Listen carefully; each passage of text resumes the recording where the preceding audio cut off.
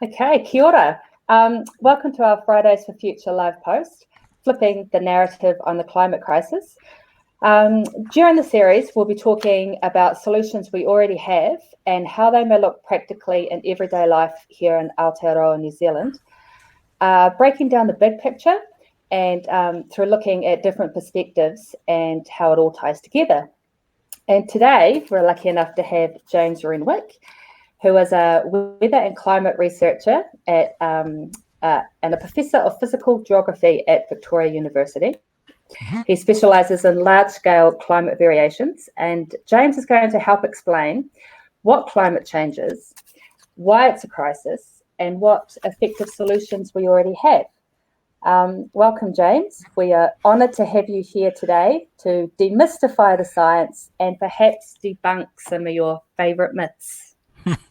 Okay, hey, well, thanks very much, Alicia, and it's a fantastic thing to be here and to be able to talk via this medium. It's very cool. So thanks a lot for having me, and I hope I can say something useful. Oh, I'm sure you will. We have a lot of people out there that can't attend things like Fridays for Future or the strikes or talks or anything like that. So to bring it into people's homes, I think is really useful. So what does a climate scientist do? So can you give a brief overview of your research and advocacy? Yeah, sure thing. So what does a climate scientist do? Well, a climate scientist looks at the climate, not surprising. So I look at observations, so that could be temperature records from some station somewhere, or we have these big global data sets of ocean temperatures and winds and so on. So I do a lot of my work looking at that big global scale, really, how the winds and the temperatures are changing, how that affects things like sea ice around the Antarctic, and again, there are big data sets you can download of all those sorts of things. So I do a lot of number crunching, basically. And I think, you could divide climate scientists broadly into two types. One, what I just described, and then the others are running models and also doing number crunching, but in a different way. So looking at climate models, which might be the whole of the climate system, the ice, the oceans, the atmosphere, everything, or maybe just one part, something to do specifically with air pollution and how that affects rainfall somewhere, or what does sea ice do by itself if you don't have the atmosphere above it, and all sorts of little things. Can be very local scale, can be global. So always lots of numbers involved, though, I'd have to say. So a different version of a number cruncher there. Yeah, basically, yeah. Yeah. I imagine working in this area, you come across some pretty scary data, like for what's coming up. Yeah. How does that affect your mental health, being a climate scientist? That's a great question. And I noticed that the American Geophysical Union have a conference in December every year in San Francisco, which is the biggest meeting of Earth scientists. 20,000 plus people go every year. And I see they're having a session this year on well-being for Earth scientists. I thought that was pretty interesting. So it's a big topic. How do you stay positive in the face of all of the data and the model results and what the future could look like? I guess, luckily for me, I'm quite a positive person, and I tend to be optimistic. It doesn't mean I'm not saying it's a massive problem. It absolutely is. But I think I'm able to turn off sometimes, and you've got to. I think about the climate a lot, but I can go home at night and have dinner, and I can read a book or watch some show on Netflix or whatever, and actually not think about that so much for a while. And we've all got to look after ourselves. I make sure I get a bit of exercise and family time, and you've got to live your own life at the same time, even if your job is to think about climate change, because it can become quite overwhelming. So just being conscious of taking some time for yourself and just literally switching off for a while before you get back into it. That's the way I handle it anyway. I think that's very, very good advice. we definitely have a lot of parents in our group that are very anxious and concerned. So it's really good to hear that as a climate scientist, you can ensure that you put your own well-being first too. So yeah, well, I think if you don't, then you're really not doing yourself any favors or anybody else. If you become really stressed or anxious or losing sleep, you're not going to be able to do your own work very well, and you're not going to be able to help other people either. So it's important for all of us to just put ourselves first a bit, at least. Excellent. Recharge those batteries. Yeah.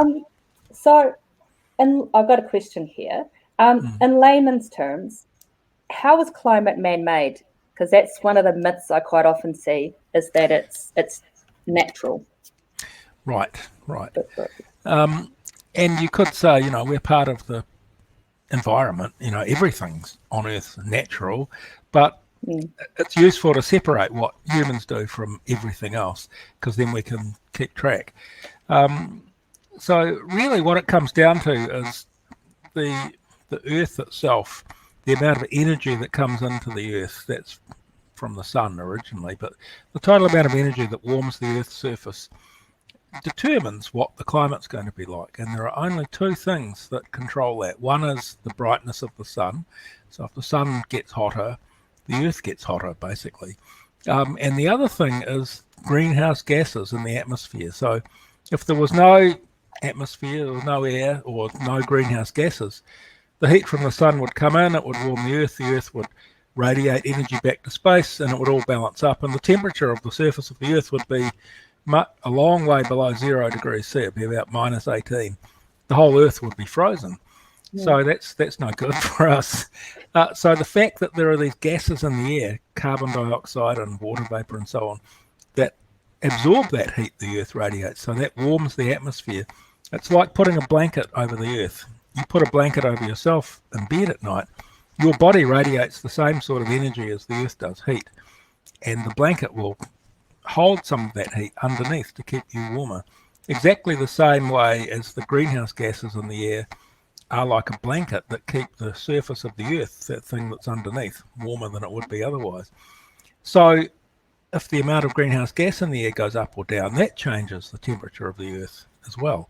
So you've got sunlight warming the Earth, and you've also got the atmosphere itself, because of greenhouse gases, warming the Earth. So you change either of those things and you get a change in the climate, and that's what happens in the ice ages and all the things we know about the history of the climate. But today, in the last 100 years or so, the brightness of the sun really hasn't changed much. It went up a little bit in the first part of the 20th century, and it's gone down a little bit in the last 50 years. But we're talking really quite small changes. Meanwhile, the amount of greenhouse gas, especially carbon dioxide in the air, has gone up massively. The amount of methane has more than doubled. The amount of carbon dioxide is nearly 50% higher than it was 100 or more years ago. And we know from the chemistry of the air, we can work out where the carbon dioxide's coming from, where the carbon's coming from. So we know that the carbon that's building up in the air because of the carbon dioxide increase has to have been away from the atmosphere, away from the air, underground for a very long time, millions of years, just because of the isotopic signature, the chemical signature of the carbon. And we know that when you do the sums, the amount of oil and gas and coal we're burning should release a certain amount of carbon dioxide, and it adds up to how much increase we see. So we know for sure that this increase is coming from human activity, mostly from burning fossil fuels, and we know from the chemistry of the atmosphere, that's where it has to be coming from. So it's absolutely for sure that we are causing this increase in greenhouse gases, and that is what's warming the Earth, because the sun's not up to much, and that's the only other candidate we've really got. So the science is pretty clear that it's man-made. Yeah, absolutely. I mean, it doesn't mean the science is clear on every detail everywhere in the world, but that basic picture, the global warming, is happening, and we know it has to be from us burning fossil fuels and cutting down forests and things. We do other things to encourage this to happen, but mostly it's burning oil and coal, and there's no question about that at all. Okay, well, thank you. That was a good answer. Okay, good. I've got another one. This is one that I sometimes, find it hard to get my head around a little bit. It's what's the difference in impacts globally and in New Zealand between the global average temperature rises of 1.5, 2 degrees Celsius, and 3 and beyond? Like, what does that actually mean? Yeah. Right, great question. And we've already had one, or maybe slightly more than 1 degree. So as the climate changes, as the temperature goes up, and along with that, rainfall patterns change, wind patterns change. The whole of the climate does change. The more you warm the climate, the more everything changes. So the more we have to adapt to. So the more it costs, basically, and the more damage potential there is. But these numbers, 1.5 degrees and 2 degrees and so on, some people might say, well, we just adapt to more, whatever, 1.5 or 2, who cares, you might say. But the thing is that there are some tipping points out there, there are some thresholds, and even forgetting about that, just the fact that the more it warms up, the more extreme events you have, especially heat waves, heavy rainfall events, and at the other end of the scale, droughts, fires. And as the ocean warms up, and the ocean's soaking up most of the heating that we're putting into the climate, that water expands, because that's what everything does when you warm it up. So the oceans are getting deeper, or the ocean column's getting taller because it's warming. And at the same time, ice is melting off Antarctica and Greenland and the glaciers. So it's adding water to the ocean. So the ocean's getting deeper from that reason too. So the more we warm the climate, the more we raise sea levels, the more heavy rainfall events and high temperature extremes we have. And at some point, we can't adapt anymore. It's just too much. And for low-lying countries, some of the Pacific Island nations, a couple of meters of sea level rise, there's no adaptation. The country's just gone. You've got to move. And that would be a terrible outcome for anybody, I think. So there are thresholds. We're already at 1 degree of warming. We're already seeing more fires, more heat waves, more extreme rainfalls, and so on.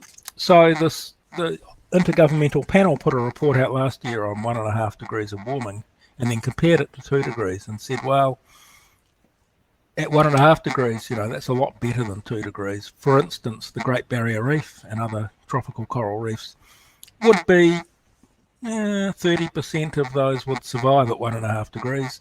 At 2 degrees, they'd be gone or dead.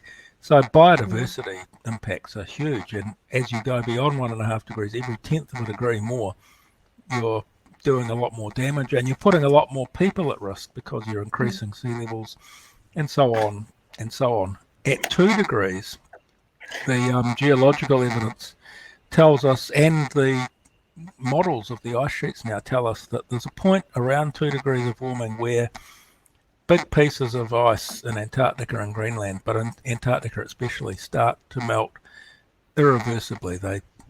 Water gets in under the ice and starts to float big bits of the ice sheet, and it just slides off into the sea, and we cannot stop it once it starts. And that, we don't know precisely, but it's pretty obvious that it's at around 2 degrees of warming that happens. So we stop at 1.5, there's a pretty good chance that won't happen. We go to 2 degrees or a little bit more, there's a really good chance it will happen. And if that did, instead of getting 0.5 metre of sea level rise or something like that, we'd be talking 10 times that much, 5 metres. It would take hundreds of years, actually, because the ice doesn't just quickly fall into the sea. It melts, and it takes a long time to melt. But if we got several metres of sea level rise, there's an awful lot of people living close to sea level, and there's a huge amount of infrastructure and, the economy, cities, manufacturing. Think of all the big cities around the world. Not quite all of them. I guess Geneva and Switzerland would be pretty safe, but Wellington, Auckland, Christchurch, Dunedin, New York, Tokyo, you name it. All big cities, coastal cities, would be either really damaged or completely uninhabitable. And, we're talking about trillions of dollars of cost and millions, maybe billions of people displaced. It's hard to imagine what the consequences of that would be. And that's when you get to a bit over 2 degrees of warming. We would lock that in. At 3 degrees of warming, well, all that stuff would be happening too, but the rate of extreme events, high temperature extremes and really heavy rainfalls and so on would literally be off the charts just about everywhere in the world. So again, what that would do to food production, agriculture, water supplies, and just our ability to live, it would make things really hard in a lot of places. So we really don't want to go there. And it's not the case that the climate just goes out of our control and blows up and it's hothouse Earth. Just the fact that, we've got really used to the climate that we've had for the last few thousand years. Agriculture was developed about 10,000 years ago, and sort of what we call modern civilization got started a few thousand years ago. And we've got really used to doing what we do and living where we live and growing food where we grow it. As soon as you start changing the climate, all of those things change, and we have to adapt. And adapting is expensive and dangerous, basically. So the less of that we have to do, the better. And the sooner we can stop the warming, the better. But yeah, if we get beyond 2 degrees of warming, some very bad things could happen. Really bad. So I imagine, where we live would be affected, food security would be affected, health, because I guess all these new diseases will come. Absolutely. So it's kind of in our best interest to get on board. Absolutely. Making some changes now that may feel costly or may feel that impinge upon our, our way of life. But really, we need to preserve what we have for future generations. Absolutely right. I don't want that on my conscience. No, I don't think any of us do. And we all want a better future for our children, grandchildren, and so on. But we're going in the wrong direction if that's what we really want. And it used to be, when I first started working on climate change 30 years ago, even to me, it was an interesting science question, but it wasn't all that relevant to me because it was going to happen, in 100 years' time or something, and I would sort it out before then. That is not the case anymore. Since I started working on this stuff, the amount of extra carbon dioxide we put in the air has doubled. We've doubled the size of the problem in the last 30 years, and now we're starting to see things changing quite quickly, and now everyone's realising, gee, this is not happening in 100 years' time. It's happening right now. And, every weather event is different. I'm looking out my window now and the rain is bucketing down in Wellington. And it's okay. It's not unknown. It's coming in sideways. But, I could guarantee you that some of that rain is falling because the air is warmer than it used to be. There's more moisture in the air in a warmer atmosphere. And so every time you have a storm now, there'll be a little bit more rain falling out because of global warming. And sometimes there's a lot more rain falling out. We're getting, people talk about unprecedented rainfall events, biblical amounts of rain and so on. That is happening around the world. Even in New Zealand, we have cases where, I think there was a famous one a few years ago in Takaka in Golden Bay, right down at sea level. It's not up in the mountains or something. The previous record one-day rainfall, or maybe it was a 2-day rainfall, there was about 250 millimetres. And then there was a storm and they got 500 millimetres. They got twice as much as the previous maximum. And that's been looked at pretty closely, and we can say for sure, that just wouldn't have happened without a warmer climate. So, some of those raindrops out there right now are falling because the atmosphere is warmer already. We want to get a lid on this as fast as we can, please. Speaking of the lid, there's a lot of talk how like we only have 11 years. 2030 seems to be this year that everyone brings up. Yeah, to act. And if we don't, will like climate feedbacks and tipping points turn into like a runaway hothouse on Earth? Or in simpler words, are we stuffed if we don't do anything by then? No, we're not. I've just explained how, bad things can happen and the future could be pretty ugly if we don't take action. But no, that's something I hear quite a lot, and it's not true.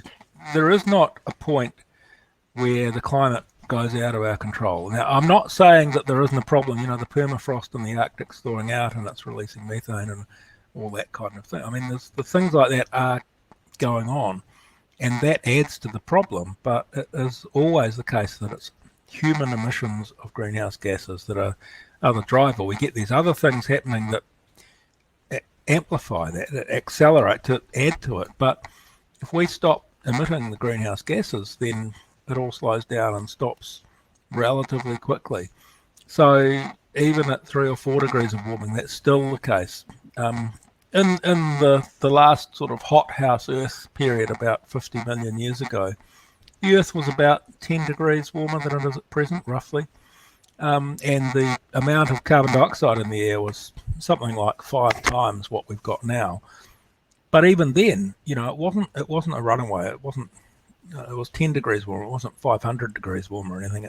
The climate can go up and down quite a lot, but it doesn't go through the roof, and it will not do that. So it's over to us. Whenever we decide to stop the warming or stop the emissions, we will stop the warming.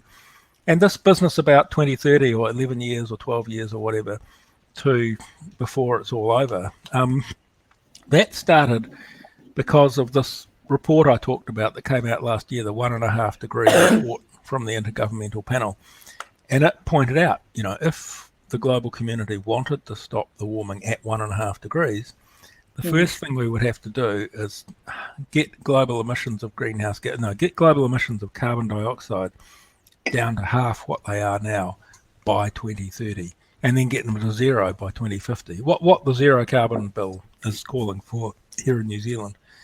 And that would mean that the amount of carbon dioxide we put in the air from now would be no more than what you would need up there to get 1.5 degrees of warming. So it's about the rate of change and the total amount of change. It was not saying if we don't take action by 2030, it's all over, or all dead or something. Just that if we want 1.5 degrees, then we've got to halve global emissions by 2030. And if we don't, well, we're going to get more than 1.5 degrees, which would be bad, but it wouldn't be a catastrophe. It wouldn't be extinction, right? And there are some people who do talk about that. There's a quite well-known American biology professor, Guy McPherson, who toured New Zealand a few years ago, actually. And his claim is that we are all actually going to be extinct within 10 years. And this was in 2016, so we're now down to 7 years, I suppose. And when you look at, I went to hear him speak when he was here, and I looked at all his data online and all the rest of it. And, well, he makes some pretty wild claims and comes up with a reason for why the globe would warm up 10 degrees, which it has done in the past, 50 million years ago. But this would all happen in the next 10 years. And it's just not possible to do that. You couldn't put enough stuff in the air quickly enough to actually warm the globe that much. It's just not going to happen. And I'd have to say, even if it did warm up 10 degrees and there'd be no ice at all on the planet, we'd have 75 metres of sea level rise. So Victoria University would be beachfront up on the top of the hill in Colburn, and Matthew Soames Island might be underwater. But there would, I think that would not, even that wouldn't cause humanity to go extinct. It would make life pretty hard, and I doubt there would be 7 billion people. In fact, there might only be, I don't know, a small fraction of that. But I suspect there would still be people around, even at that massively warmer climate. The thing is, I don't know, would you want to be one of those people who are still alive and you knew that 5 or 6 billion had died in the process? I mean, it's pretty hard to overstate how horrible that would be. Maybe humanity would go extinct. I don't know, but I kind of think humanity is quite a tenacious species, and we're pretty good at looking after ourselves, even in the worst of times. So a lot of people could die. That's my real worry. If I am lying awake at night, that's what I think about. And I really would rather that didn't happen.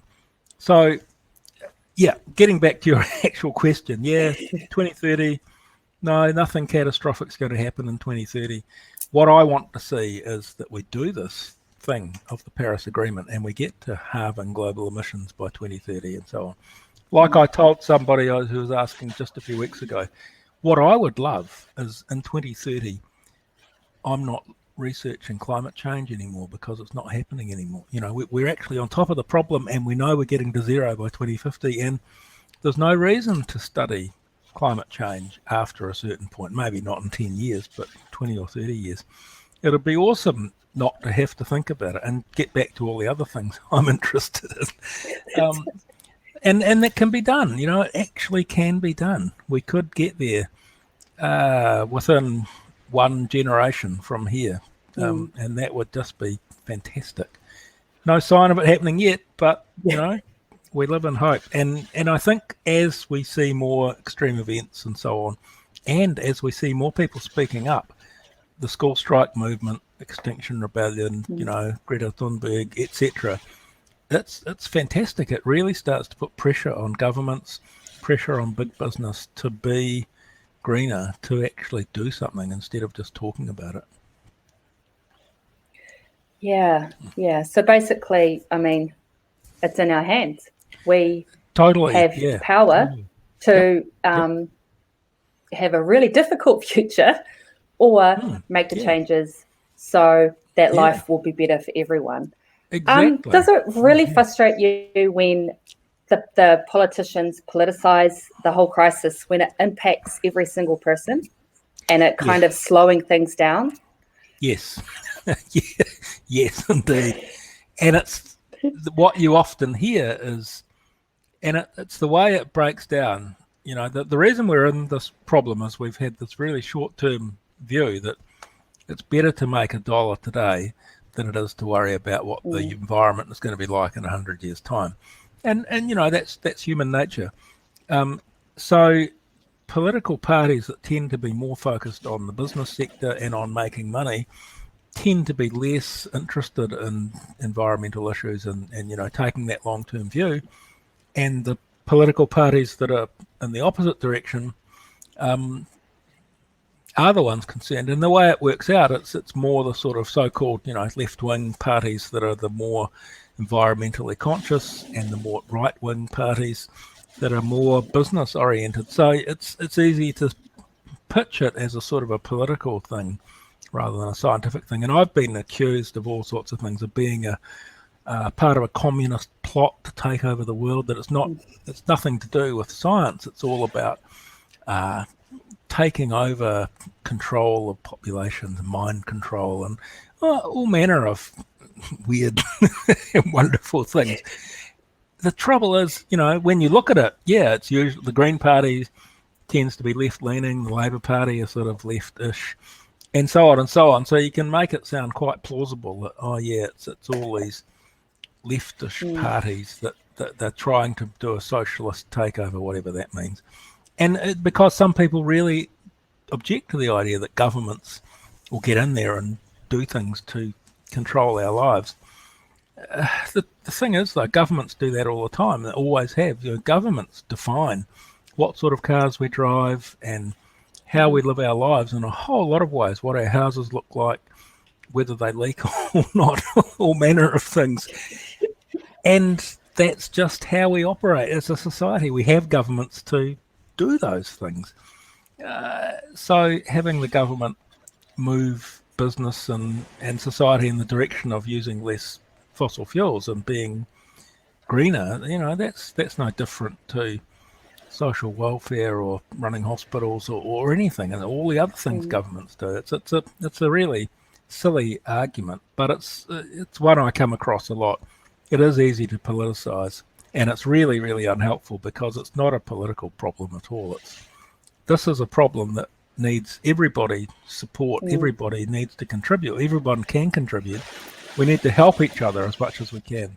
The more cooperation, the more compassion, the more empathy we show to each other, the better we can get on with this. If we just argue all the time and say, well, you're in the wrong and I'm in the right, sort of thing, that just gets in the way. I think trying to understand, like farmers feel put upon because of cows and methane, fair enough, because actually the biggest growth in emissions in New Zealand in the last 30 years has been from the transport sector, mostly from people driving cars, not cows actually.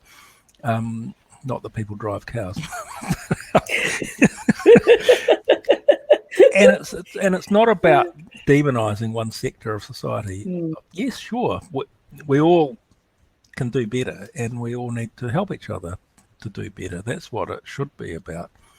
And it is about thinking more broadly and thinking longer term. And I think the way governments are set up, the 3-year election cycle, all that doesn't actually help much. Everyone's constantly arguing and trying to get an advantage over the other side. And that's actually not a very useful way of approaching a problem like climate change.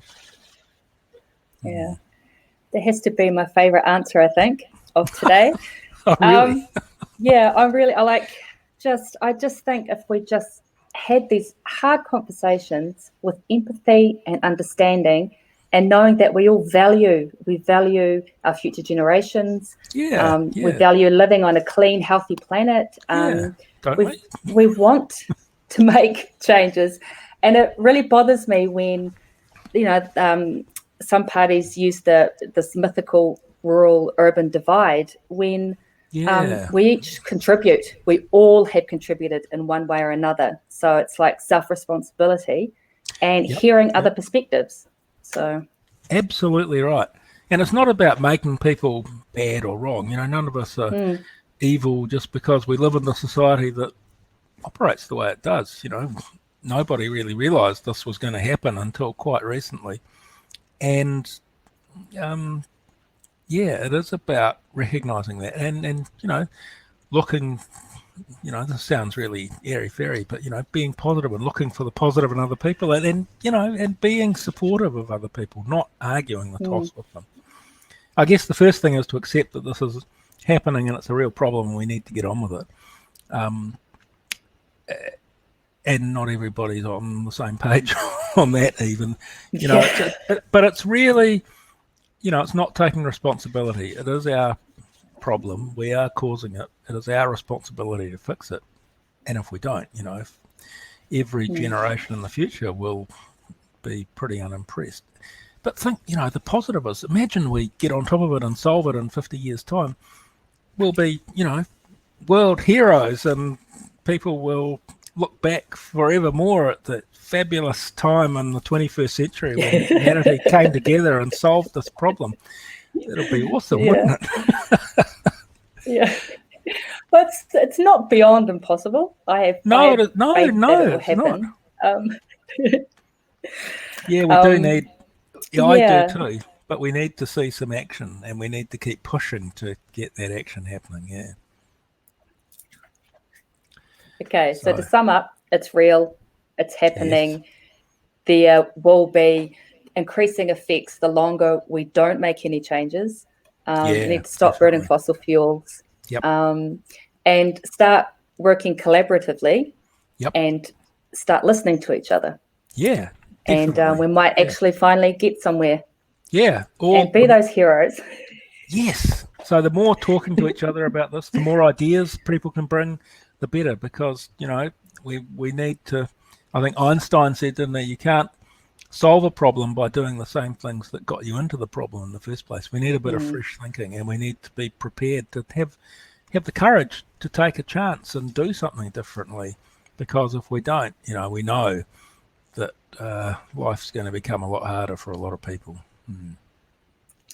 Okay, well, thank you so much, James. I know you have somewhere to be.